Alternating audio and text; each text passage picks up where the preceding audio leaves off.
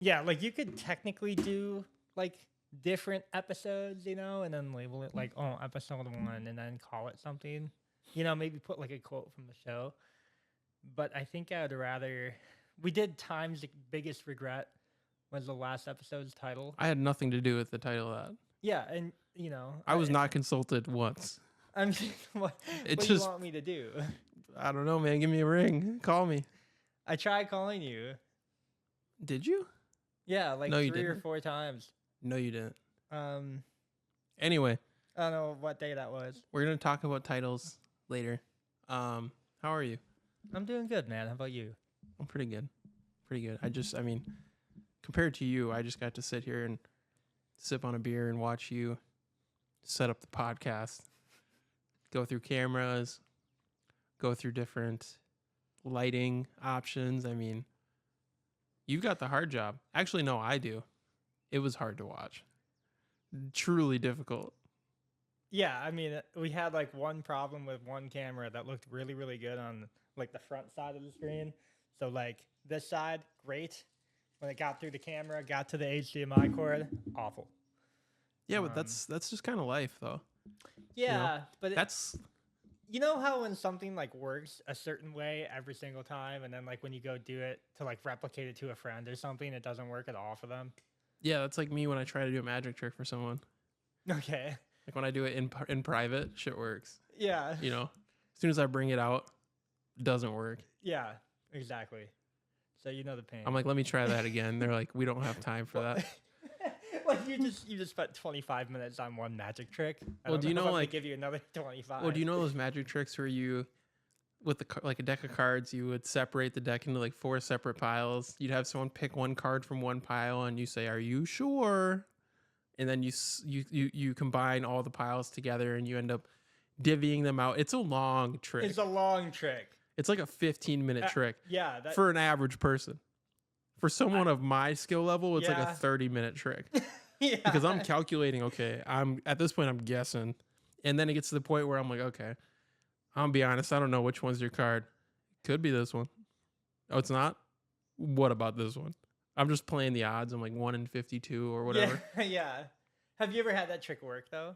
Not for someone else. So I've had somebody have it work on me, and it was pretty embarrassing. I was like, "There's no way," because I picked my own card. Mm-hmm. Like at the end of the day, like you're the one like taking the cards away from the other piles. Wait, so you're embarrassed that it worked? Yeah. You're like, yeah, I guess when you go into a magic trick, you're trying to beat the trick. Yeah, you always do. Yeah. Right? Isn't that like the idea of magic? It's like, oh, like it won't work on me. Kind of. Yeah, I'd say that's a big part of it. Depends on like what you want your experience to be. What would you do if David Blaine walked up to you and then told you to levitate? Told me to? Yeah. Or made me? Do you think it would work? Or told me or made me? Made you. Oh my God. I'd levitate. Obviously. You think you would? Yeah. You think you'd beat the odds and not levitate? I mean, I'm a huge levitating fanatic. Like, I love to levitate. Yeah. It usually happens in my dreams, but in the event that David Blaine approached me in the street and said, hey, man, I don't even know, actually. What would he say? What would David Blaine say? Hey. He would snap one time. Hey. And then your back would snap into your elbows, and then you'd be like, A lot of his tricks are so well received over video platforms. Like the levitating trick that he does, like not the one where he actually like he obviously has someone hooked up to like a wire or something, but yeah. the one where he from a certain angle will like lift. I could do it. I'm not gonna do it because this will be out for the world to see, and I'm not gonna do that to myself. But you basically just like lift. You stand with your feet together, and you stand on your right or left tippy toes, and you let your left foot stay straight and go up, and it gives the illusion that you're levitating if the person's looking at you from the right angle. Mm-hmm. So, Well, you have like the famous one where he did like over the Luxor, right? And it was like 400 feet in the air. levitating? But he really just had like a helicopter that was like stationary above him, but none of it was filmed above him. Wait, are we talking about? We're talking David Blaine? I don't know. Is it David Blaine? He was the one that did. You think like, about Chris Angel? Oh, it's Chris Angel Mind Freak. Yeah. Yeah. Both of them still do street magic though. Yeah, know what but I like mean? one's more tasteful, I'd say. Do you That's like walking up do to you think someone in the David street. Blaine is more tasteful than Mind Freak? Yes, 100%. I would say, like, to put this into more digestible terms for the layman, David Blaine is the equivalent to offering someone a Newport, Okay. right? Yeah, like a menthol. Yeah, something just like people like that shit. I don't, but people like that shit. Mm-hmm. And then um Chris Angel is like the equivalent of, like, I don't know, an American Spirit. Giving people like 2 Zins to start. Yeah, it's like, hey man, someone asked you for a cigarette. Nah, I got a Zin though. Here's 2 8-milligram Zins Yeah, those will, into each side of your lips. Good those will, luck. those will mess you up. Yeah, they really will. Those will cause you to spin Yeah, uncontrollably. like That's almost like throw up. Yeah. like hitting a banana in Mario Kart. Yeah, Like a lot of spins. yeah. You're getting like Derailed. Yeah, you're gonna throw up. I did once. I have too, and it was nasty. What's the first dip you ever took? Man, that must have been before middle school. I remember back to 04. It was before the first YouTube video, probably. Damn, you were young. No, I'm kidding. I was like, where were your parents? No, I don't know. It's probably when I was like 12. Because one of my buddies got a hold of it when he was younger too. Got a hold of it. Yeah, I don't know. What else do you say? Like achieved a copy of it, like, you know, it's like the cracked software. When He you're, like, equipped a kid. it. Yeah, he took it out of his inventory and he Yeah. was like, "Dude, here's one dip." Yeah. You know, just like a little bit in like a little tin can, and we both did it at the same time. 30 minutes later, I'm passed out on the couch like this, like dying. You know, Still in your mouth. Yeah. Still just like seeping through your blood Do you vessels. think you even think about that? Like, you don't think about that when you're like a child. You're like, you know? I shouldn't take this out of my mouth. It's making me feel kind of Well, good. you gotta wait for the effects to kick in, right? Yeah, yeah, Anyway, for sure. 30 minutes later, I'm like passed out on the couch, like dying, like scrunched up like this. And he's over in the other side of the room throwing up in the corner because he had an unfinished basement. So he was able to just throw up into like a little drain that he had on the other side of the. And it was blowing chunks, man. It was so gross. And then I get up, I see that shit, and then I roll off of the couch, and then I'm like, dude, you got another garbage. And then I started throwing up all over the place. I can just picture that unfinished basement with just the Like the little drainage drain. system right there. Yeah. That man it was- probably used that for a lot of things. Yeah. Things it just wasn't meant for. Yeah, the pee allegations, they start coming They're out. strong. Yeah. Things start smelling. Dude, it was a horrible though. Oh God. How about you? What was your first dip experience? I was playing hooky with my friend Caleb, my senior year of high school, and we were pretty big into Call of Duty back then. We were like 10th prestige. I mean, it wasn't a big deal. Don't worry about it, but it was a pretty big deal. But we were taking a break from a search and destroy game. Either that or we had both died early and we figured we had time. Because we had a couple campers on our team. So I popped a dip. I'm talking a chungus of a dip too. Like, oh Lord, he cometh. Yes, like you go outside to a nice dirt mound and you take a handful of that dirt, exchange the dirt for dip. That's what went into my lip. I looked like I had a sucker in between my teeth and my gums. Yeah. Anyway, immediately, I'm swirling. I'm spiraling out of control. I say, Caleb, this ain't good, man. He said, just wait. Because he had already taken like thousands of dips in his life. This was Damn, wow, guy, just wait. He's like, just There's wait. more. But wait, there's more. I couldn't wait. Ran to the bathroom. I'm sitting on the toilet. I didn't take my pants down or nothing. I'm just sitting on the toilet. It reminds me of that one meme. Anyway, sitting on the toilet. I'm sitting on the toilet and I remember just my head spinning. And then before I could really react to it, I threw up on the ground of all places because it's Not even in the toilet that you were. because I was sitting. I didn't want to throw up on myself, so I threw up on the ground. And I was like, ooh, turned around, got on the ground, and there's a certain safety. There's a certain like aura that comes from. I don't know if you've ever been drunk enough to like to the point where you're sleeping on a bathroom floor. Mhm. There's a certain comfort Never. that comes from sleeping next to a toilet. When you're in that state, like you would not do that in any other state of mind, but when you're intoxicated or something's really wrong with your gut. It's like when you go into that flow state. You're That like- could be a flow state of Yeah. a flow state of just pain. Did you hear that too? Yeah, that was my speaker. Oh, okay. Just a straight flow state of pain. That brings me that sparks a good question of mine. What's the most pain you've ever been in? The most pain I've ever been in. Emotionally or physically? Oh man. I don't want to get into physical pain or emotional pain.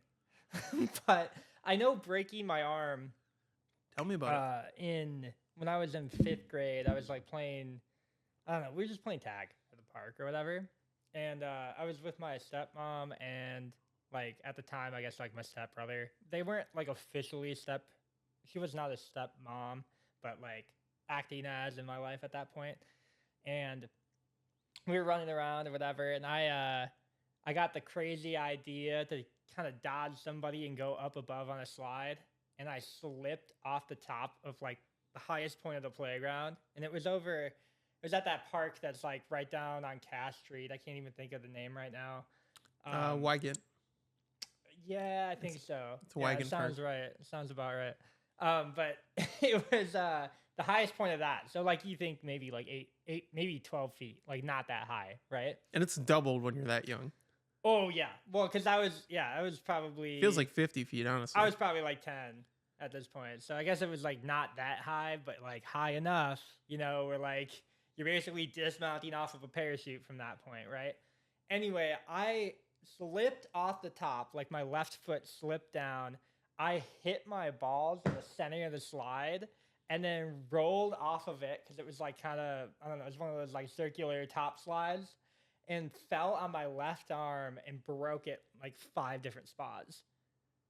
But me, being the kid that I was, didn't say anything to anybody. I was hurt, but I was like just kind of holding it, and I was like, oh, I'm good. I'll walk it off, I'll probably go home soon. And then 5 minutes later, I go home and it was like the worst pain ever that night. And then I finally went into the ER at like 9 o'clock that night. And it was, God, that's terrible. yeah. But that wasn't like, it's probably not the worst pain I've ever had, but like up there. Yeah, yeah. That reminds me, my sister broke her arm. I was in 1st grade. She was in kindergarten. And this was back in New York. And I remember, I don't remember what class I was in, but I know my teacher was Mrs. MacDonald. And we're all sitting there on the carpet. You know that carpet that has like the road map on it? It's very cartoonish, very colorful. It's got like a roadway on it, like a little city. I drive those streets every day, man. Like a little town. Yeah. You know what I'm talking about? Uh-huh. If you know, you know. Like if you're a 90s kid or like early 2000s, you know what I'm talking If about. you were born at some point in the past. No, they stopped making that carpet. Anyway, No, we still have. I'm sitting on that carpet know with that. I'm sitting on the carpet with my friends at the time, Derek and David, my best friends back when I was younger, and the nurse comes in. She said, "Hey, Jesse, you mind coming out to my office?" Sure. What's up? Imagine me, like 6 years old. Do you need something, Mrs. Lubinsky? Takes me to her office. She's like, your sister broke her arm. Oh. I break down immediately. I'm in tears. Hysterical cry. I am crying. Like, I'm actually like, I'm shattered inside. I'm like, is she gonna live? Mrs. Lubinsky? She's like, yeah, she's fine. I mean, she's hurting, but she's gonna be okay. I'm like, who did it to her? As if I was gonna do something. Yeah. She fell off the monkey bars. Classic. I'm fucking those monkey bars up next time I see you know, like I'm slashing their tires when I they was- go to bed. I was pissed. I remember I saw her and I gave her the biggest hug. I was like, oh, I should have been there. Like as if my little ass was gonna do anything. But yeah, she broke Could her have arm. prevented the fall. She broke her arm on a monkey bar, or on the monkey bars falling from them. Yeah. So yeah, playgrounds are dangerous. Playgrounds are really dangerous. I got stung by a horde of bees. at that same playground. It was a wooden playground. It was probably they don't make those anymore. They don't. Yeah. Like I don't know why. I can think of a couple reasons. They do. There's a couple that are still around, but maybe they're not making them anymore for whatever reason. Does anybody at home know what we're talking about? Just was there one in like every neighborhood growing up? A wooden playground? Yeah, like a wooden playground that had like the little steeples at the top and like, you know what I'm yeah. Oh yeah. Yours looked the same as like the one that I probably grew up on, right? Mine was pretty extravagant. I'm not gonna lie. It was large. Like it was an attraction. And there was always like that underground area that like no kid was supposed to go to, but everybody was in anyway. We actually had a part of the playground that was just nets. That was like a big baller. Yeah, it was a large park. It drew people from like neighboring cities to come to this park to have their kids play. But the kids who were local ran that park. Yeah. Me included. Mm-hmm. When I was in 4th grade, I started a gang called the Clover Gang. Essentially, we met at that park daily in the summer. I was the head of the organization, or one of them. The IRA, yeah. I was one of the heads of the organization. Sure. And the way you got into the gang is you had to go and collect a handful of clovers, and you had to eat them in front of me. Sadistic. You're like, your mouth is just green. That is okay, but to be honest, though, clovers actually taste good. I mean, yeah, they're like kind of sweet, tangy, lemony. Like they're like a little bit of a dandelion, but a little zesty. So anyway, yeah, I had like 15 people in this gang, and we were a functioning gang. Like we could take down any kid on that playground, or even smaller groups. We'd have them assimilate in no time. We'd have them eating clovers in front of their parents. Like, like we had no shame. I just imagine little Timmy like, Mom, I gotta eat a whole handful in front of this boy. And the mom's like, just do it. I don't want no trouble. Yeah. They got guns. But yeah, no, back then the playground was that's where you settled any beef. Yeah. Even up into like middle school and high school. Pretty much. That was like the watering hole, if you will. Was it like that for you? Like I know when I got older, I didn't realize that there was like, because people in high school do still hang out at parks at that point. And, obviously there's like curfews or whatever. Nobody cared about those. But usually you'd like smoke at them. So like everybody was just kind of like passing bowls around and like, hanging out, having fun or whatever. It wasn't necessarily like a watering hole, I guess, when you got older. But it would be like a place where like you could go do 2 illegal things at one time and everybody had fun doing it. And then like, yeah, I guess it's like when I was younger, I think everybody was just at the park, or like you'd be at a friend's house and like everybody would just be there. Like you'd see all the bikes out front and like everybody would just be there and you'd be like, oh yeah, there's like all my friends are in one spot. You didn't have to like call anybody. You didn't have to like talk to Sam's mom, or you didn't have to do anything like that. You'd just like go to their house. You'd see like 10 bikes out in the front yard. And then like, his little brother would try to like get into the party or whatever. And everybody was like, no, get away, man. Like, nobody wants like younger people. And then we kind of, when you get older, I guess you kind of like forget about that too. But yeah, I don't know. It wasn't like always the park, I guess, for me. If it was like the one by the swimming pool. So like, middle of the summer, everybody was at the swimming pool, of course, and you try to get like whatever, you'd play like a game of baseball or whatever at the pool. And then you like go home. I don't know, go to somebody's house, whatever, just stay out all day. Oh yeah. But it wasn't like, we didn't have like a gang at the park. Like we were not like, we were not rolling with like AK-47s and IRA type shit with Clover Gang or whatever. Like we were just rolling. Okay, just let me make it known that the gang was not violent, unless we had to be. Yeah, okay? I hope you were. We were like Why would you make a gang if it was? We were like 9 years old. How old were you? I guess when you like stopped going to the park all the time.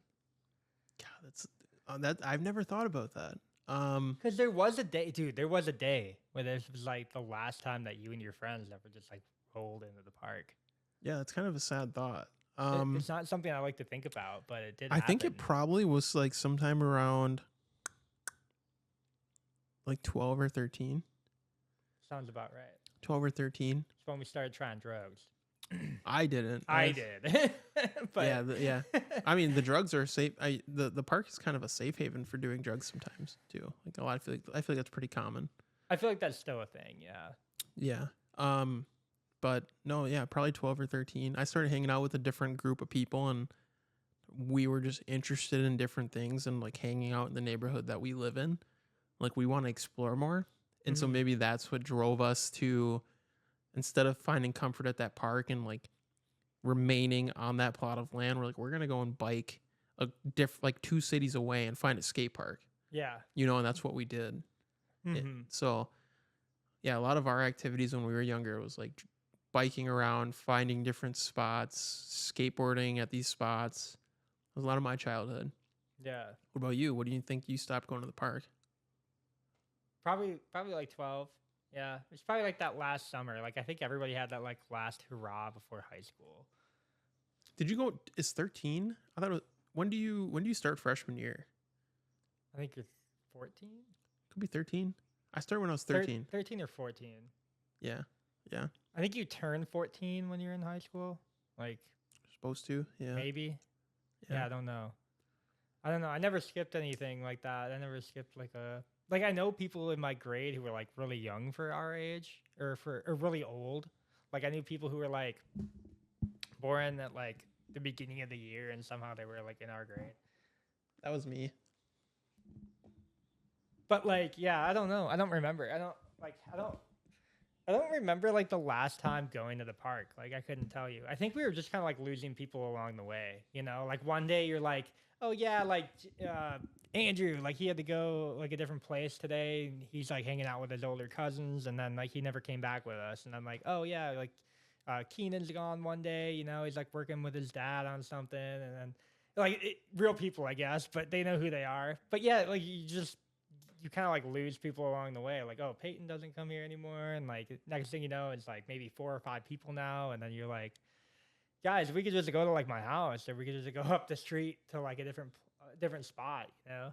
And then, yeah, like I said, there's probably one last like hurrah for like the summer going into like your high school year. I feel like that had to be the case for a lot of people. Yeah. Yeah. It was kind of like, oh yeah, let's all go. Let's like all meet at the pool at this time.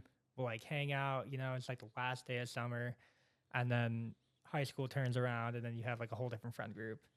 Because I feel like that was the case for a lot of people. Like, you know, and then you get like a car, and then somebody has like their driver's license when you turn like 16, 17, and then like everybody's just driving around all the time, and then you start, you know, kind of rolling in the backwoods or whatever, and yeah, I feel like it's just like a different, I don't know.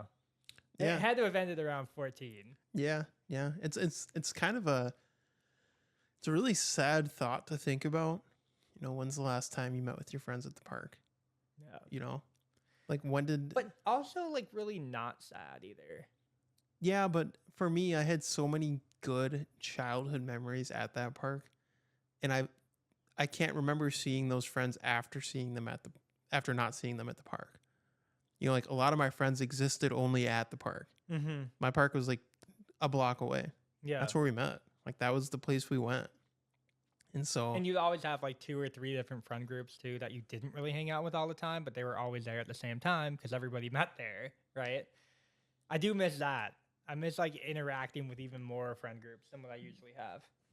You know? do you feel like your childhood friends back then taught you anything that you still hang on to today? No. Really? Not really until after like middle school, high school time frame would I say that there was anything worth value.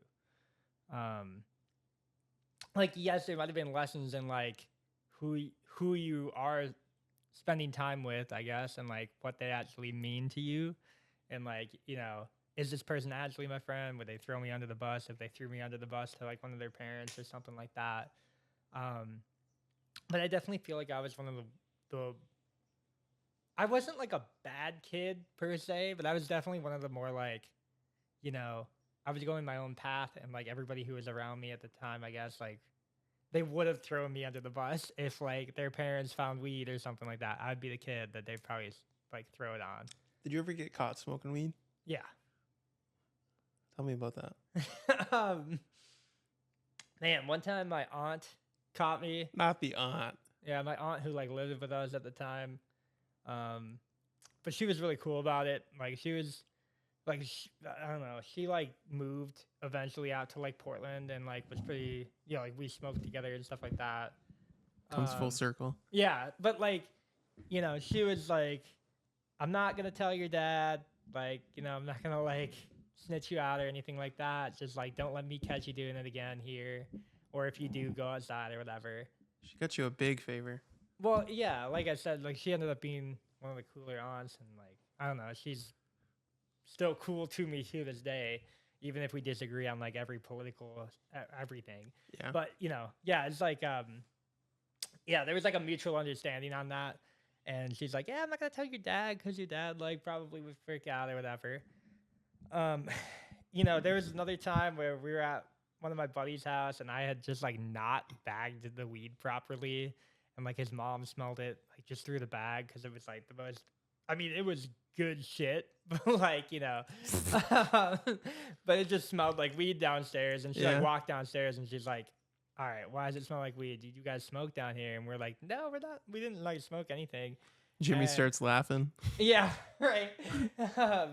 No, and then she like reamed us out like pretty hard, just like. That day, like she was like, yeah, I never want to see you guys like do this again, and I'm gonna flush it and like all that. Man, there was another point in high school where like my dad my stepmom caught us smoking downstairs and like literally dumped like an entire bag of weed down the toilet. It was like a half O or an O at the time, and that was like $400 worth of weed or whatever it was at the time for us. It was like an ounce. $300, whatever it was. And, that happened. That was pretty crazy. But that was like with one of my best childhood friends. So like, he didn't even like hold any animosity towards me. I was just like, yeah, dude, I'll just like cover the cost. Like, don't even worry about it. And, to this day, like actually more recently, he like sent me money back for that, like in interest all these years later. And he was just like, yeah, dude, I like forgot to give you money back for this. It was a lot of money at the time, And like that was kind of like a redeeming thing, but like karma kind of comes back, full circle or whatever. But like that happened to us when I was probably like 15. So like, yeah, $300 was like a lot of money at the time, right? Like it always is. But yeah, that was like kind of one of those crazy like got caught moments. Man, my mom caught me once. I was smoking out on the back deck. And it was like 2 a.m. and I was like listening to music or whatever. And she just like got back late or whatever that day from work. And like I was just outside, like chilling. And that one I got pretty much yelled at a lot, like I don't know. I feel like I've been caught so many times. Like at some point you just like fumble the ball upward and you just like keep. It's like momentum upward. The parents just accept it. They're like, okay, my kid's a stoner. Like my kid smokes. Like Yeah, there's nothing they can do. Well, yeah, but the one thing that like did kind of set me straight was when I got like when you get caught by the cops, it's like a little bit different. So like when I smoked once in like a high school parking lot and like got caught, that was pretty bad. Cops rolled up, turned the lights on, got all of us. I can maybe tell a story about that later. And then like, yeah, like that one hurts because then you're like, oh, like you have to bring the law in now. So you're like, okay, like parents are mad. The law is mad. Yeah, court's mad. You're like actually like doing community service to like expunge your record and all that. It happens, but it did happen. That's disappointment, I guess. They're like, okay, yeah, we can never get caught again, whatever, yada, yada, yada. Then you get caught the second time, and then you're like, you're a failure, whatever at that point. So it is what it is. I mean, you kind of like go through it, but like also, I don't know. I was paving my own path. Like, I know we talked about this on maybe the last show or maybe one of the ones that we recorded but didn't do. But I just ranted a lot, and I forgot what your original question was. So I probably talking to me? Yeah, I probably You're talking to answered it me like 10 times. Yeah. Oh. Yeah. Hey. Did you see that guy over there? No.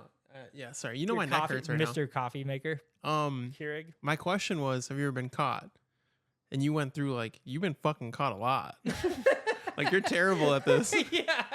Like I'm bad. Like you're not good at this. Yeah. Like you should give it up. Yeah, right. Like your mom just comes to you one day, she's like, Brady, look, you're causing me a lot of turmoil mentally and physically. Why don't you just give this up? You're not good at it. You're not good at it. Getting told you're not good at doing I've drugs. caught you that's 10 tough. times. Yeah. You know, like, Brady, just give it up. But at that point, you're just like, okay, fine. And then you just, start Keep doing it. blow a nose in the corner of like the room that she's in next, you know what I mean? Like, yeah. Did she ever drug test you? No. I only got drug tested by, no, I don't think I've ever really been drug tested. Maybe a job. Yeah. But like even, I don't know. Even those like don't care about weed anymore. They're looking for like way harder. They're like, oh, like, you doing meth or whatever. But yeah, I don't think I've ever, no, I don't know. I never got drug tested by my parents. I remember I did have a buddy that used to get drug tested. They caught him when he was like 14. And I don't know, it must have been, I don't know like why they were so, I guess like anal about it or whatever. Like they were very religious and all that. But like, yeah, he got caught with it when we were in freshman year. I think like his parents like just found it in like a trash bag or something that he had like somewhere in his room. And yeah, they like drug tested him with hair. So he had to be like 4 months clean to like pass that. Yeah. And, The hair follicle. Yeah, like in that one. That'll get you. That one was crazy though, because Man like, wishes he was bald. They paid like, oh, he shaved his head actually one time. They're like, joke's on you. I see a hair follicle right there. Yeah, like, oh, we can get it off like your, he like pick it from your and then arm or something. He hits the Uno reverse card. He's like, joke's on you. Actually, it's completely waxed. Yeah, like he was like, oh, I became a swimmer. Yeah, it was crazy, man. Like I remember when he got lambasted like that. It was like he was out for like 4 or 5 months or whatever. Just like can't guys, I'm gonna get caught, whatever. But like his parents would spend like $3,000 on a test. It was like not cheap then. It was like $1,000 to get it tested by your hair at that point. So like that's crazy. I don't know why a parent would go to that length when they could have just maybe like had an honest conversation with him. Like, do you think, like Kato, you as a parent in the future, whenever it does happen, do you think you'll like ream your kids out for that nowadays, or do you think it's way more socially accepted and it's like not the same? Well, let me tell you my experience with being caught. When I was 14, 15, 16, I started dabbling. I started dabbling in weed, and initially, the first weed I ever tried. I don't know if you know the story. The one weed. I don't know if the first singular weed I tried was on 420. Yeah. I was in an Xbox Live party with a couple buddies playing Halo 3, and I was like, BRB. Got to go pick up some weed. Walked into the middle of the street because the person selling me the weed was my neighbor. He came outside. I came outside. We met in the middle of the street, broad daylight. He had literally like a full Ziploc bag of what in my eyes was weed. It was. I didn't know the difference. He just completely killed the punchline. Like absolutely slaughtered it. Oh, did I? 100%. Yeah. Oh. You know the story. No, I don't know if I do. Oh, yeah, you said you did. Anyway. Maybe I do. We'll cut this now. Said maybe. We'll cut this now. Oh my God. Anyway, but the first time I actually got caught was I had a couple friends over. We were sitting at my kitchen table. My mom was sleeping and she took sleeping medication. So she's usually like out like a light. So having friends over in the middle of the night, like I was like, it's a green light. You guys can come over. We're sitting at the kitchen table and we have a little like tin container with all the goodies in it, like all the paraphernalia.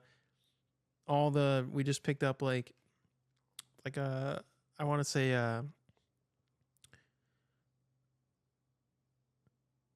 no, we didn't pick up actually. One of my friends just, I'm pretty sure he was growing it. Anyway, sorry, I digress. He came over with a bunch of weed, and we had it in this tin container, and we're rolling it at my kitchen table. Like, how disrespectful could we possibly be? Shit, Like, where you eat. we were shameless. Yeah. There was 4 of us total. Even my sister came out and was like in the mix. She was like hanging out with us, like, oh yeah, like roast weed. Well, I hear my mom shuffling in bed. I'm like, everyone stops. Yeah. We all freeze. We hear her get up. We hear her walking down the hallway to the kitchen. Ba-dum, ba-dum, ba-dum, ba-dum. Time's moving in slow motion. I'm locked in on one goal. That tin container with all the paraphernalia, gotta secure that somewhere safe. Mm-hmm. I close it up. I sit on it.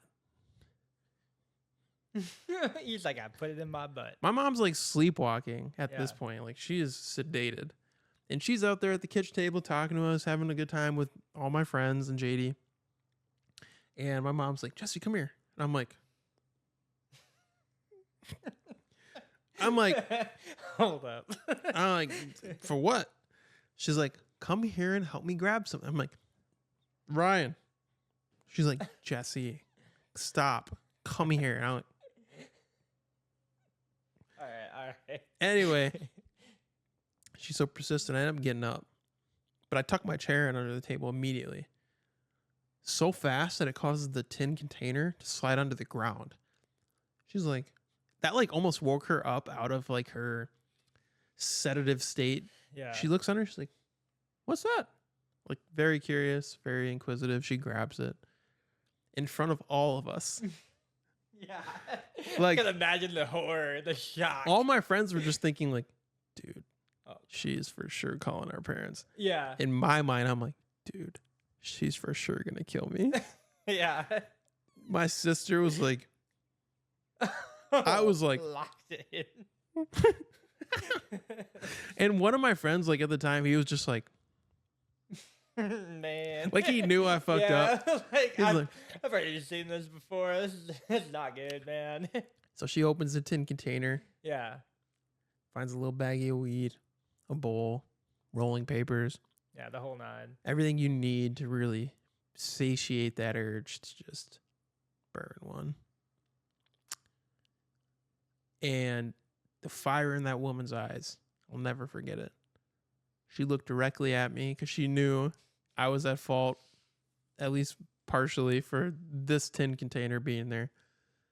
And she takes the baggie of weed. She drags me to the bathroom, pours it down the toilet, like you were talking about, comes back out. At this point, my friends were legitimately scared for their safety. They had frozen. They had not moved. They weren't looking around. Like, their heads were stuck looking in one direction each. And Oh, man. my mom took the bowl, chucked it at the ground one time, didn't break, so she went and gathered it, picked it up, boom, tried it again, broke it. And then she took the rest of the tin container and she ended up taking it back in her room. Maybe she smoked it. I don't know. Yeah, I'm assuming she yeah. destroyed it. She saw how durable the materials were. She's like, I'm gonna need to do this in private. Yeah, this is like a daytime thing. Yeah, I'm gonna need to destroy these things in private. Oh, man. And it was like midnight at this point. Yeah. And my mom called us in one by one into her room and had like one-on-one appointments with us, like detective type work. Like, how did this weed get here? Well, Mom, She started with all my friends. She started with all my friends, all 3 of them. See, you're just hearing this through the door. Of, Justin- like, her just bereaving people. Yeah, no, she wasn't yelling at them. She was talking to them. It was Justin first, Ryan second, and Yusuf third, and then me. Yusuf didn't get in any trouble from her. He pulled he's like, look, Christy, he knew her on a first name basis. He's like, Christy, I can't smoke weed. It's against my religion. I would never do that. And his eyeballs, he came back in my room and he was like, I was like, dude. I was like, that was pretty smart. I went in there and got Baller. absolutely destroyed. Yeah. Absolutely destroyed. Walking on thin ice ever since, not since then, but after that, she was always on high. She was always on high alert with me, and when I came home, she'd like look in my eyes, like look at me. You know, she'd make it You ain't doing the weed thing again, huh? like she'd make a point to be like, look at me. Yeah. You know, and Get under the light. Come here. and she would drug test me. She You, would just you get did get drug tested. yeah. She would give me Ooh, piss tests. Prado. She would give me piss tests. She was so scared that I was gonna turn out like my dad. You know, and she knows that like with how my dad was, like there's a high probability that I have just as much of a addictive personality as he does. So it's so easy to latch on to things that make you feel good Mhm. externally, you know. I mean, I did weed ultimately, but yeah, there was a phase where, especially when I was younger, that's what all my friends are doing. That's what I'm gonna do. I'm sure. Yeah. Well, I feel like if and you know, this is kind of true with everything, but if all your friends are going to do it, like usually you're hanging out with a crowd that already accepted you before, especially when you're like younger and everybody has like it's not even like a peer pressure. Everybody says it's like peer pressure. But it's really just like, oh, like this guy's cool to hang out with. He's high all the time. Let me get high and be cool to hang out with too. It's because we were freestyling. Yeah. It's the only reason. Like that's the only reason I used to smoke was to freestyle, just to like rap. It was so fun. Yeah, I don't know. Like I feel like a lot of my stoner friends like were too slow to rap. Like, you know what I mean? Like they were just like out of it. They like didn't want to do like that. I only really freestyle with like you and Jay.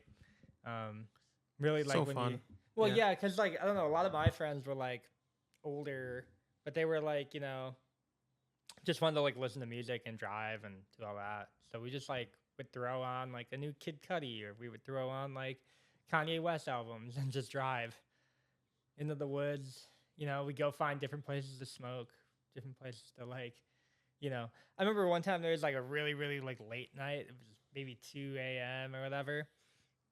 And we go out to the middle of the island out in the swamp, like in the marsh.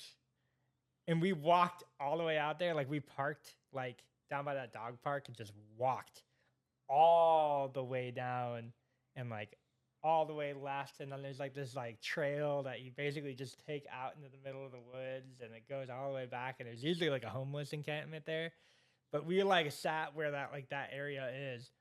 And it was so windy one night that literally lost an entire bowl of weed because of how windy it was. I was like going up and we like had it lit already. Gets past me and I take one puff and the whole thing flies out the top of the bowl, you know? And like, I don't know, those types of things, like, I don't know. I feel like you just like hang out with people that do what you do and then eventually you just like keep hanging out with them because, oh yeah, you remember that one time that I lost an entire bowl of weed, you know? And then it becomes like a talking point or like a circle jerk around it. I don't know. It feels like it happens all the time, but like, oh yeah, you remember that one time, and then it's just you keep making those connections with friends that remember that one time, right? That's You really remember what that this one? is. Yeah. You remember that one time we freestyled? That one time. That multiple times? Because I feel like we would just go into freestyles, man. It was just funny.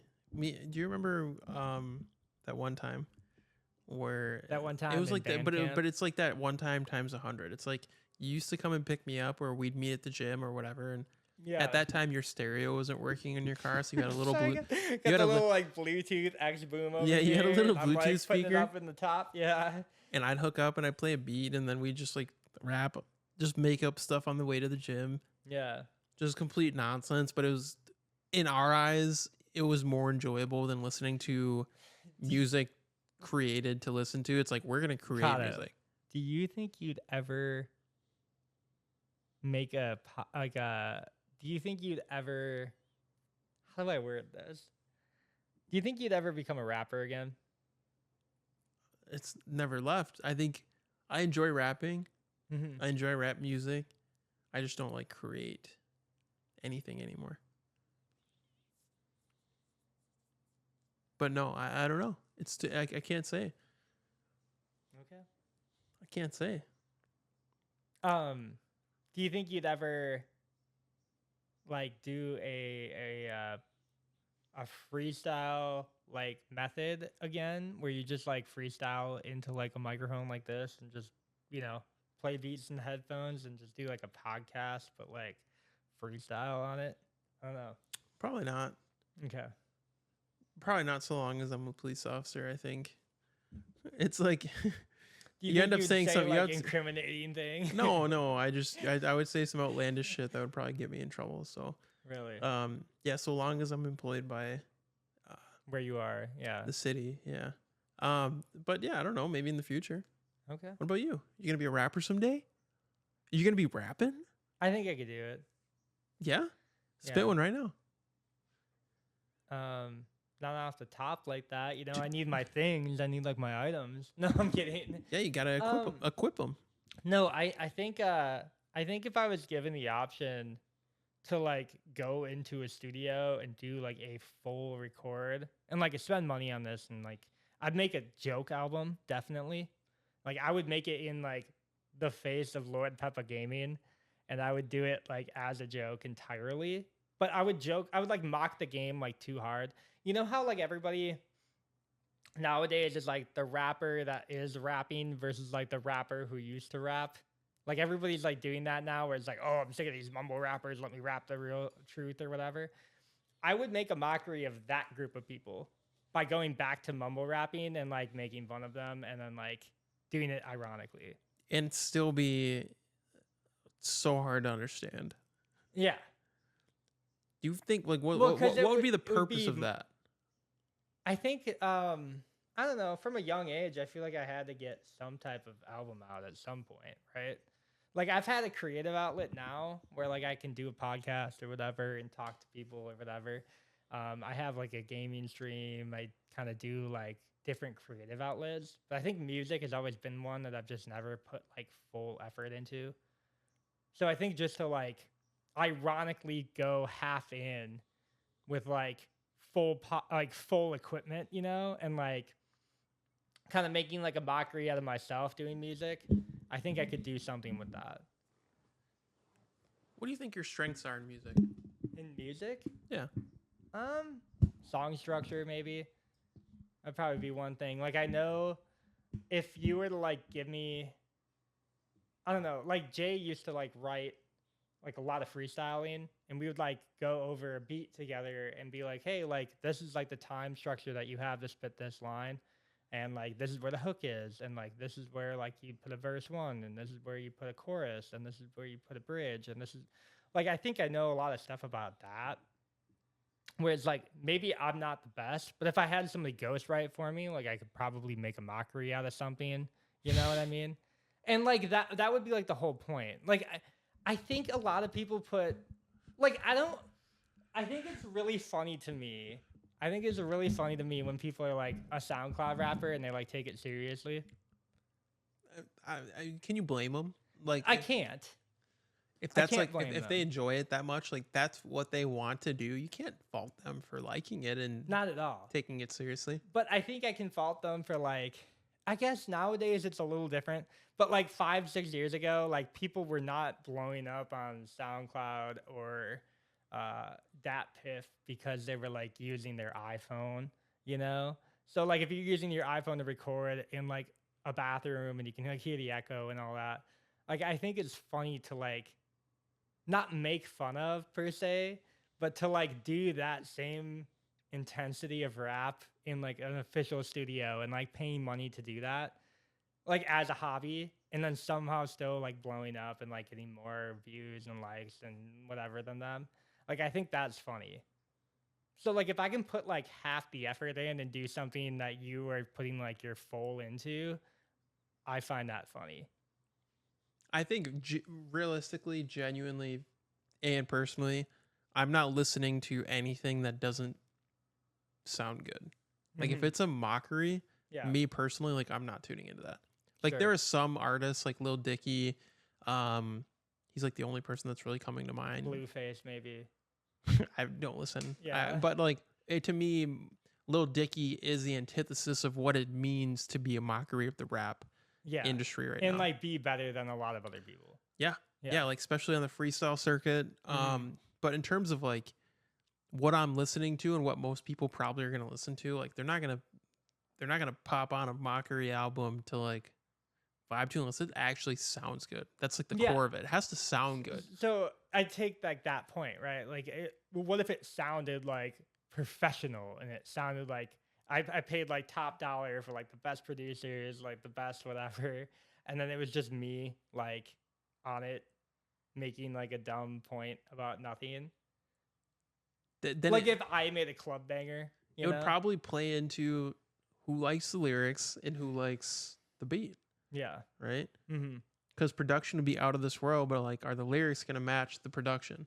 Yeah. If it's a mockery album, probably not. Maybe. Like, imagine and flip it. She did a twerk and pooped all over my chest. Like, Just if imagine like that, but like with a high production value. I and, wouldn't like- listen to it. That sounds terrible. Do you think there's a target audience? Probably. Yeah, they're probably like Yeah. they're probably 60 and dangerously close to being arrested for something. Anyway, I'm just saying, kind of. imagine the same circumstance. Imagine I Yeah. had top level production Mm-hmm. and I was doing what I like to do. Mm-hmm. Do you think that could blow up? Is there a chance? Yeah. There's always a chance, but yeah. I like that. There's always a chance. I don't know. This is what I'd say to like the end of that topic. I think it's funny to do things better than people who like put in 100% effort into something. And if you just like pay somebody to do it like 100% better than somebody who puts 100% effort in, and you just put it like 25%, like show up in the studio and spit or whatever and then leave, like, if you do things better than people who put in like full-time work, I think that's funny. Like objectively, I guess.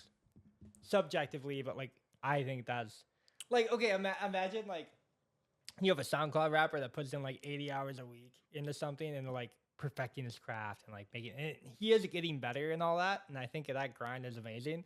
But then like I just pay like two different people to like fully produce an album, have it out in like a week, and like have it done, and it's like better than anything that guy has ever put together. I find that funny. Like ironically. But he will funny. eventually be better than you. Yes, but it's because he puts like 100% of time into that effort. Like if I only do it, you know, for like 3 hours on a weekday or something, and then just like leave the booth and never touch it again. But if I don't care if he gets better. but I if hope that- he gets better. If that artist maintains that work ethic, not only will they be better than you, but they won't sizzle out. That's true. But if you're not doing it to like make a name for it, or if you're not making like a lot of the content that I make for even like Lord Peppa, like I don't try to be like the best streamer ever. It's ironically like showing people the process of how to like be a bigger streamer by just like having a better set design, having better overlays, like having more things involved with that or whatever, like having more avenues to like make your stream a little bit better, right? And I like show the process of that when I'm like on stream. When I like record content, I like write scripts and stuff like that, like on stream. And I think like it does translate usually to, like better view counts and all that stuff. But I just feel like there's like an ironic level of production almost where it's like you are showing the exact process of how to get something better. And you're like honing that in on live stream, like while you're doing it. So like people can see that process. And I think if I did that with the like a rap album or something, it'd be kind of like funny, I guess. What do you think the reason is that your other channels haven't like blown up with the effort you're putting in? I don't know. Like Bitcoin Overdose did pretty well, like objectively, I guess it made like $200 a month or whatever. Obviously, it's not like the biggest amount of money, but like I was getting donos from people who were like pretty big, and I had like a lot of people on the show, and maybe like the subs weren't translating over to like high sub count, but like the view count was definitely there. But like in our terms of like blowing up nowadays, like blowing up is like mainstream recognition. Like you are blowing up, you are being Yeah. recognized for what you're doing. People recognize you as a streamer, as a person. Yeah. What do you think the disconnect was between like where do you think where do you think like the drop off happened? Like what? I mean, I stopped streaming like crypto content. So like people in like crypto know me still. Like I still have like all my connections, all my group chats, they're all still there. Um, I did that channel for like 3 years, just got bored of it, didn't want to do it anymore, went to gaming. Like sometimes it's that simple. And then obviously like people drop off, people don't want that content because they only focus on one thing, especially the crypto market. Like everybody focuses on just crypto. Like they are in the trenches 24/7 pretty much. So like if you're not bringing value to them, they're not gonna like watch. They're not gonna tune in. They're not gonna care where you are anymore or what you're doing. Um, because like me, there was like maybe 3 or 4 other creators like that. Crypto Mike comes to mind, but like he has like 10,000 subscribers or whatever. Um, Probably when I hung out with him, now he's up to like 100K or whatever. But he just stuck down that crypto path. Like if I had done that and like kept going for it, I think I would have been there too. Like Crypto Fees, he's like another big YouTuber in the crypto space. Me and him like started playing Fortnite together. I got bored of crypto. I told him that like on his stream, and I was just like, yeah, like I'm probably gonna like dip over and not do that content anymore. So I How, think a lot of stuff in like that field, at least, I just stopped doing it. I think when you stop bringing value to people, they just don't care. how do you? Yes, I would agree. I would also say like how would you say you stood out in an oversaturated market? Because like the gaming streaming scene is extremely oversaturated with people Mm-hmm. right now, Yeah. more than it's ever been. I don't know so much about the Bitcoin part of things, but with gaming, especially like for you to transition to gaming Yeah. now, how do you feel as though you stand out in a market that's extremely oversaturated?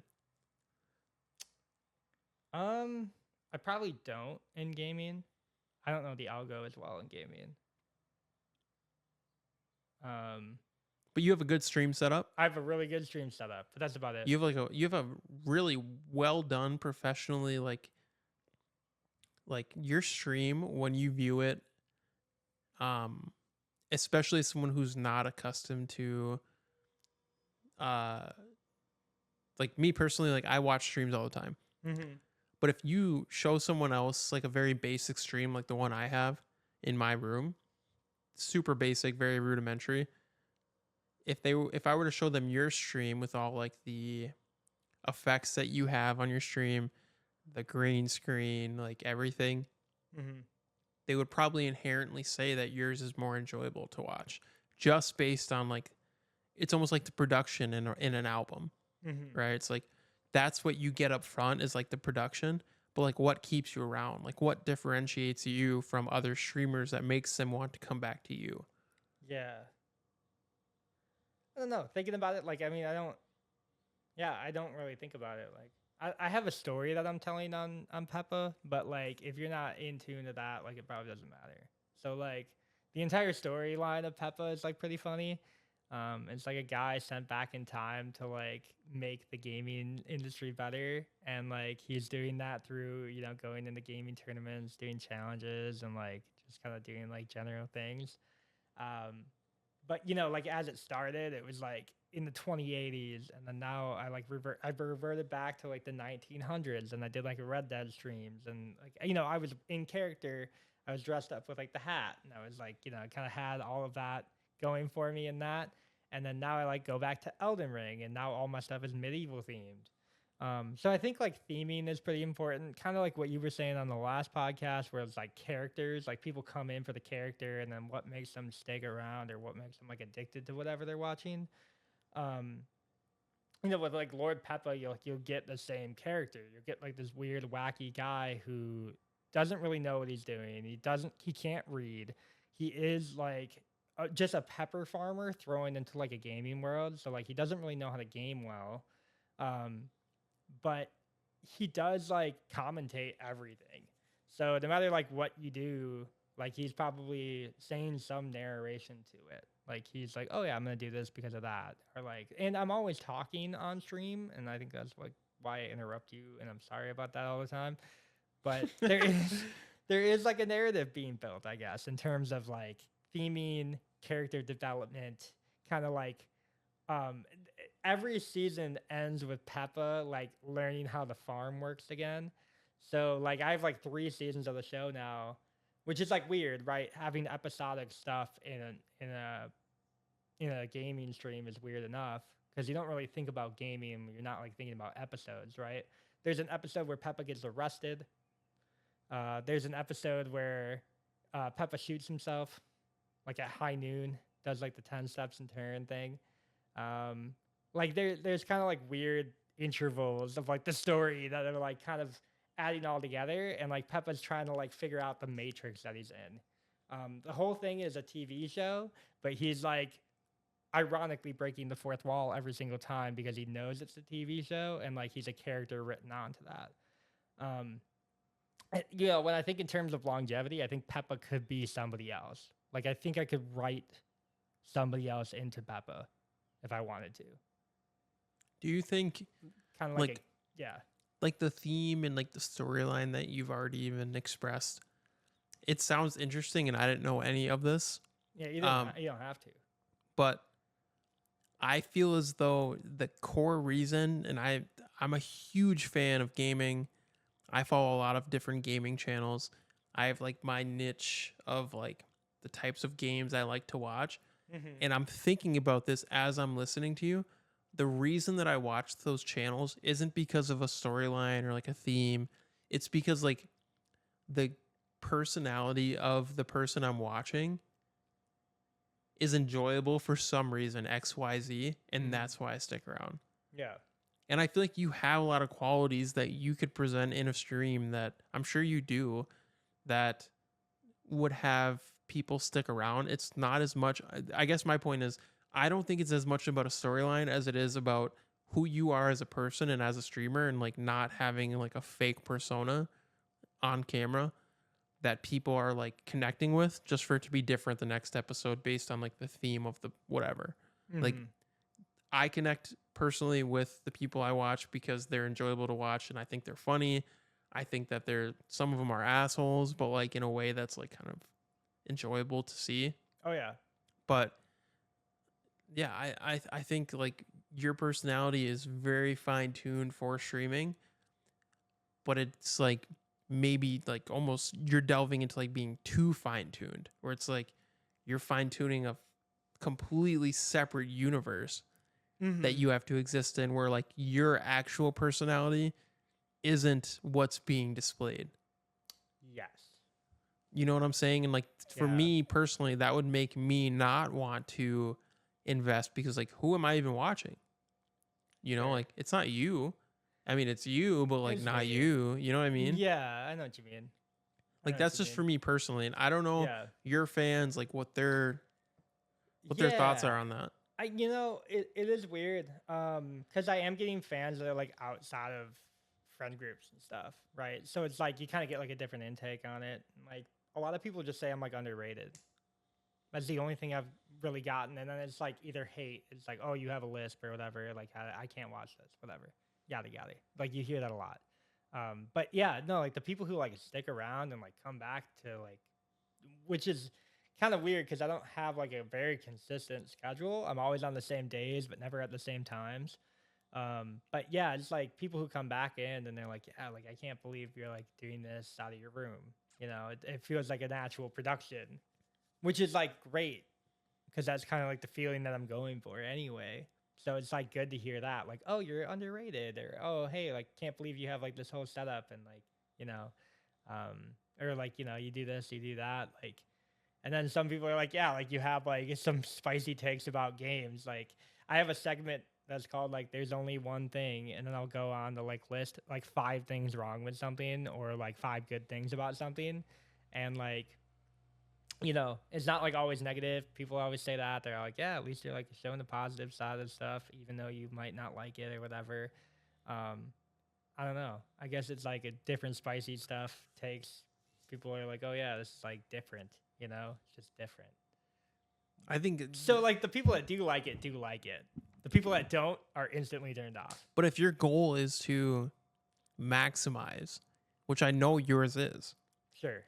Like I know that about you, you want to maximize views, you want to maximize like Mm-hmm. revenue from doing this, Yeah. do you feel as though like appealing to a smaller amount of viewers that enjoy this like storyline, like kind of like side quest esque, like, It's a good way to put it. like, Yeah. because each episode and depending on what you're playing, it's completely different vibe for the stream, Mm-hmm. but if you're just yourself, which you are marketable in and of yourself 100%. You're on a podcast right Yes now, and you're no. able to have good insight on things, you're able to articulate how you feel about whatever it is you're doing, whatever it is that you're talking about. You're articulable, which in and of itself is a rare trait, especially among people who are on stream. I think you I'm not I'm not going to tell you which direction to go. I know. I'm just saying from my experience and what I watch, the reason I align with somebody is because of their personality, and you have a personality that would be enjoyable to watch in its pure form. Like you don't need a mask. Yeah. I mean, I kind of like not having to articulate things and not having to like do that sort of thing. Like I think if I put myself like where I'm actually like would have been, I think if I had just like stuck on that path and been like, oh yeah, like I want to show other people this, I want to do that, I would have probably become like a teacher somewhere, right? And like just been like a high school teacher at some school or whatever. And I think like that's great in itself. I'm just not going to be like, I don't want to do that for the rest of my life or whatever. So like, I guess my other avenue is to just like kind of make like a random persona and just like go. Cause like I said, with like the crypto stuff, like that's probably where my insightfulness kind of comes in, right? Like when people are like, oh, like what do you do here? What do you do with this market? What do you do with that money? What do you know, whatever. I know that stuff, but it's boring to me. I would rather expand that horizon. I would rather almost take like a different feel on like what a stream is, because the other thing with like being recognizable or whatever, right? Like we're going for views, going for clout. Like I think if you're just like being like, especially if you put me right, like white kid, just in the middle of a room, you put a camera on me, I'm gaming in front of the screen. You see like the flashing lights on the screen or whatever. Like you see me gaming, and maybe I'm like ripping somebody in COD, and like I'm good at COD. It's boring to me though. I don't even like playing COD anymore. Um, so I think like for me as a streamer to like keep streaming, I had to keep myself entertained. And in order to do that, I do have to make like some type of persona. I do have to add some type of episodic relief to it. I do have to like add a theme. I do have to put like, and it's not even that I put a lot of high effort into it. Usually I take like a week out of like a month to like make themes and like make a new tavern and make a new saloon and make a new bar, and like I do this for like every Peppa show or whatever. And then once I kind of get like my season ready, like it's I just go. Um, But that's not including editing, that's not including like the actual work that you're that's doing when you're true. recording. It Yeah. is a lot of work. Oh, it's a ton. Like compared to But this, I have it's different. I have like a lot of fun. Oh, man, I shouldn't say fun with editing because nobody has fun editing. Nobody. Um, yeah, it is a lot of work. I don't know. Don't downplay it because it is. I think making me work for something is better. Like I think in the long run, I think it pays out. Like So- I don't know if it'll pay out right now. I don't think it will. Like Peppa is just some like creative outlet for me, and I really like trying a bunch of different things. I like doing a different thing. If it doesn't look like everybody else's favorite streamer, if oh, he talks with a lisp, oh, just talk normal, or oh, just do this or that or whatever. Like everybody else just games in their room. Why don't you just do that? Whatever. I think that's boring to me as a streamer. And I don't think it shows also like if I can do all of this other stuff, I don't think it exemplifies that. So like if I'm able to make a set production in 3D and show that to other people when I'm streaming, I think that's not really insightful per se, but it's like cool to do. So I think that's kind of where that lies. If it's not your cup of tea, it's not your cup of tea. But like, at least I'll weed out the bad people right away. Like, people will be like, "Oh, this is way overproduced. It looks like you're for a conglomerate company or like a media company," and I'm just one guy in my house. So like, that that mi- that is mind blowing when people like compare me to people who are like that, where it's like they have a production crew, they have an entire team. I'm just one dude in my house, you know. So like, that's pretty cool. Um, to like be able to pull off that. To me, that's like a stunt. It's like pulling off a magic trick. I feel like that comes full circle to the, like what the point you made before. Like, if you have this full on production that is top tier and it's able to turn quality of content to gold, like say you're transforming iron to gold just based on the production, it's like, what's really lacking there then?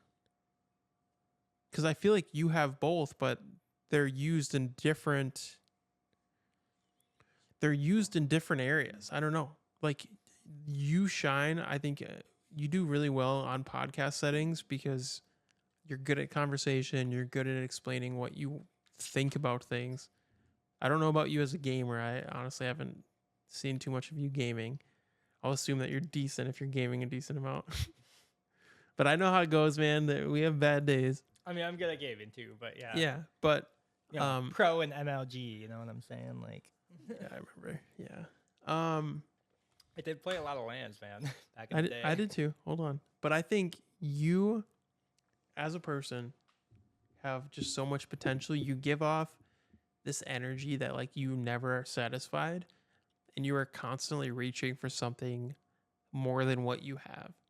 And there are some people who get they're so comfortable with where they're at, whether it's with their work, whether it's with their family, their relationships. I'm not even talking about those other things. I'm talking about like, as far as like your potential goes, I feel like it's almost limitless because you're able and capable of putting yourself out there in any and every way possible. Oh, you want to do a podcast? Cool, let's do a podcast. Oh, you want to stream and do gaming videos and you want to do like a live gaming stream? Cool, let's do that. Oh, you want to make music? Fuck it, let's make music. Like, you've always been that person for me that has been like the explorer who, like, if something seemed too difficult for me to do and I know you were dabbling in it, I can reach out to you and you'd be like, yeah, I know a lot about that. Like, let's see what you can do. Even back in the day, like back in when you lived in Winona. Yeah, I'd come over and you should have put your song out. No, we shouldn't have. No, it wasn't there, but I think it could have been there. That was, but for me, that just showed me the type of person. I think we would have regretted that. Yes. Yeah. That showed me the type of person you are, though. That showed me that you're the type of person to lend your hand, and like, I don't know if you're just hyping me up. I don't really want to talk about it, but you were a great friend and good company, and definitely led me to think I was going to be like the next big thing just based on recording that. I remember you getting so hyped. You were like, I'm like, because I vibed with and I it. was like, what are you talking about? I didn't have to like fake that but at all. But yeah. I think finding avenues that you excel in is part of life. But I think finding avenues that you enjoy are the most important parts of life. So finding a healthy balance between the two, it's difficult, especially in today's world, especially to make something marketable and like make it something that you can enjoy, but also make a living off of, because it's most likely already oversaturated. Yeah. Like everybody has a podcast. They do. And so, I mean, maybe there's nothing unique about our podcast, but like we talked about before, I enjoy doing this just to talk, and I enjoy you as a person. If you think about how much time we've already been podcasting, it's over like 10 hours. Can you imagine who's the last person you talk to for 10 hours? Man. Within a month. That's a lot of time. I mean, yes and no. Don't downplay me. I know time management pretty well, man. If you can talk to somebody for 10 hours, it's a lot. But also, like, if you're able to talk to somebody for 10 hours, it means that they're worth the time. So, like 10 hours doesn't feel like that much when you actually are like with somebody that you like enjoy talking to. Yeah, I agree. That brings me to my next topic. Next topic. My Yeah. next topic. Yeah, your neck hurts. I know that. My next but topic. yoga, yeah. Have you ever done yoga? Oh man, no. You've never Well, done yoga? I've done downward doggy. Come on. That's it. Yeah. How'd it feel? I mean, my neck didn't hurt that bad after. Oh, you did it for your neck? I did it for like my lower back, but yeah, like you can just kind of like feel it all the way back, right? Like you get that feeling, and then you get all sauced up, and you're like, oh yeah, like. And then you hit the sauna after. Ooh. So you've When's never the last time that you hit the sauna? after yoga. Yeah.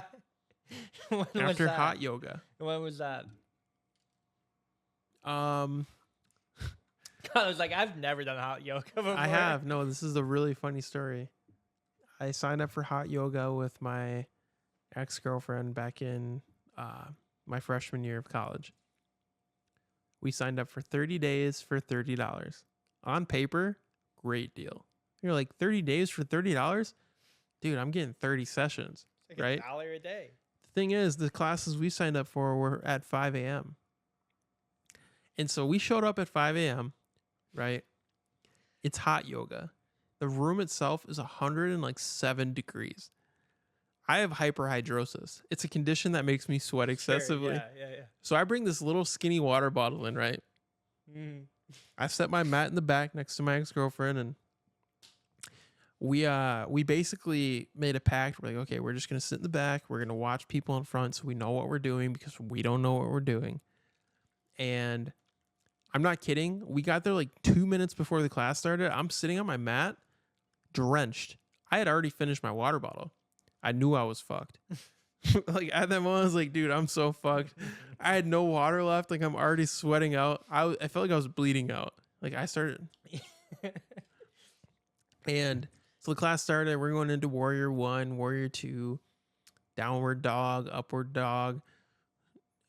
Upward Feline. I don't know, man. We were doing all kinds of stuff. Backwards turtle. It got to the point where like we were in the relaxation period where the class was winding down and we're just trying to like fully stretch out and like mentally consider what we had just gone through. Mm-hmm. You know, it's just like, you're just like, it's like the exhale part of the class.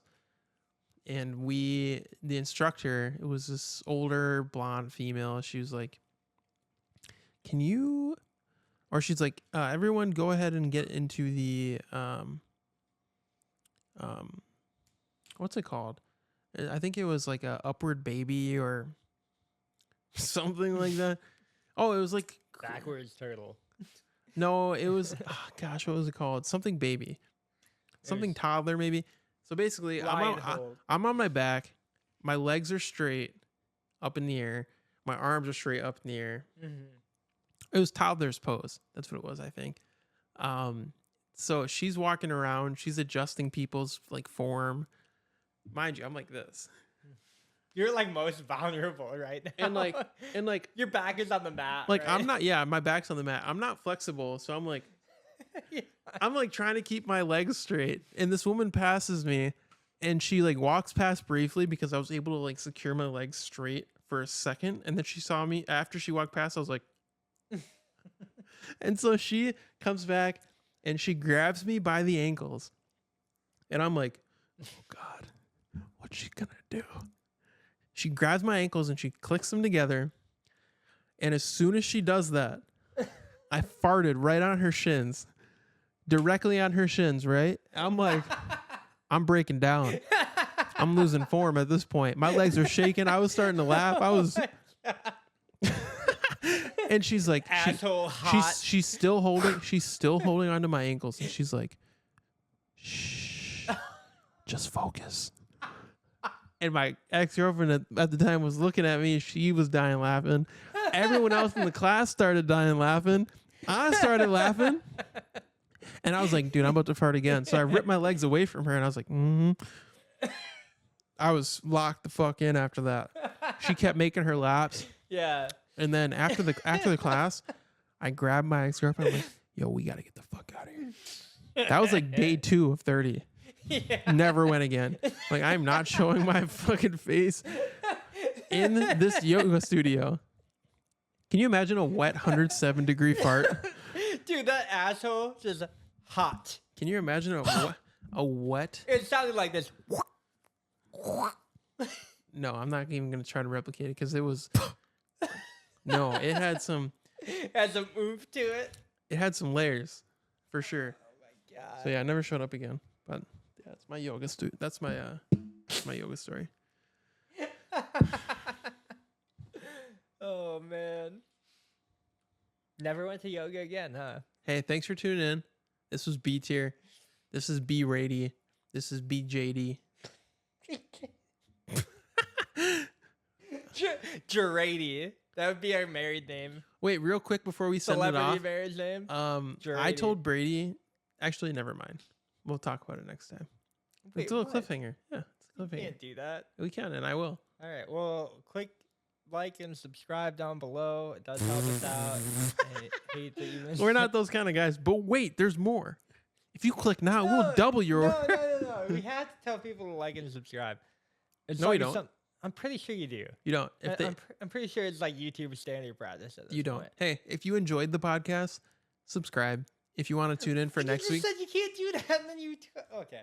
I didn't say like and whatever. If you enjoyed the podcast and you want to tune in next week, probably be easiest for you to just subscribe so the video pops up on your timeline. Anyway, you know we have a TikTok and a Twitter now too. yeah, I can't view the Twitter because I don't have it. I will get you signed into those. You're gonna have to run our social media. I didn't mean to like Hell drop yeah. that on you, but like you're gonna have to. I don't have time, I think I'd be better at it. dude. Respectfully. Why? Not that you're doing anything bad. I just feel like I'm more like in touch with the youth. Yeah, in touch with the youth. That's not a good look nowadays. Cut this. Yeah. Just stop it. Peace out. Dude, it was never recording. Just kidding. Oh my god. I hope so. Actually. You know how depressing that'd be? I would go home.